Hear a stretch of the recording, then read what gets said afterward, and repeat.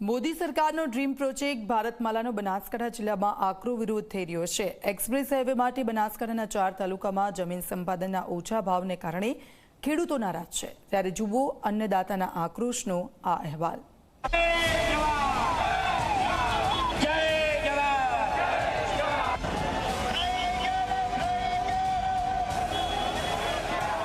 બનાસકાંઠા જિલ્લામાં કેન્દ્ર સરકારના dream project Bharatmala express highway સામે ખેડૂતોનો રોષ ભભૂક્યો છે।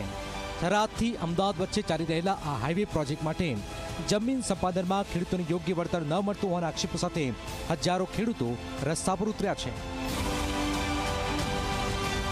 કાંકરેજ, દિયોદર, લાખણી અને થરાદ તાલુકાના ખેડૂતોએ એકઠા થઈને પાલનપુરના ચડોતર ગામથી કલેક્ટર કચેરી સુધી રેલી કાઢી। ખેડૂતોનો આક્ષેપ છે કે તેમની મહામૂલ્ય જમીન માટે પ્રતિ ચોરસ મીટર ફક્ત 20 થી 22 રૂપિયાનું વળતર આપવામાં આવી રહ્યું છે, જ્યારે નજીકની એને જમીનોને 4000 થી 4500 રૂપિયા પ્રતિ ચોરસ મીટરના ભાવ મળી રહ્યા છે। હવે અમારા વિસ્તારની અંદર ભારતમાલા રોડ નીકળેલો છે થરાદથી ગાંધીનગર સુધી। અમારા વિસ્તારની અંદર ફક્ત 20 ને 22 રૂપિયા મીટરનો ભાવ આપેલો છે। એના અનુસંધાને આપણા માનનીય કલેક્ટર સાહેબને ખૂબ રજૂઆતો કરી, મુખ્યમંત્રી સાહેબ સુધી રજૂઆતો કરી, પણ હજી સુધી અમને યોગ્ય વળતર આપેલો નથી। અમારા વિસ્તારના નેતાઓ જે એને કર્યું છે એમને 45 થી 5000 રૂપિયા મીટરના આપ્યા છે। મારા ખેડૂતોને ફક્ત 20 થી 22 રૂપિયા છાસની થેલીનો ભાવ આપેલો છે।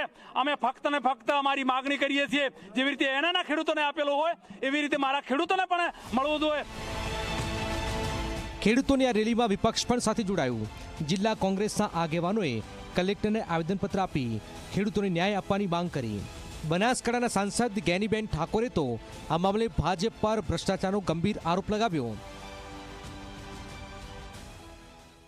આ 4 તાલુકાની અંદર જે ભાજપના કાર્યકરો તો નહીં પણ મોટા માથાઓ હોય, એમને 70 વીઘાથી પણ વધારે જમીન એ ક્યાંક રાતોરાત ખરીદી છે, અથવા તો જે ખેડૂતના નામે હતી એ નામે બિનખેતી કરાવીને એની પાસેથી કોરા ચેક લઈને એની સાથે ચીટિંગ કરીને કરોડો રૂપિયા આ રોડ નવો બનાવવાની અંદર ભ્રષ્ટાચાર આ વર્તમાન સમયની અંદર આ દરેક નાગરિકો અને અમારા બધાની સામે નજરની સામે આવ્યો છે।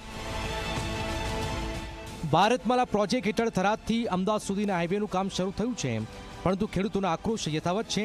જો ટૂંક સમયમાં જ વળતરનો મુદ્દો ઉકેલાયો નહીં તો ખેડૂતો ગાંધીનગર સુધી આંદોલનની ચીમકી આપી રહ્યા છે। બનાસકાંઠાના ખેડૂતોનો આ રોષ શું રંગ લાવશે?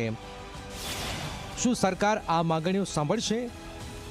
આવનારા દિવસમાં આ મુદ્દો કઈ દિશા લેશે તેના પર સૌની નજર છે।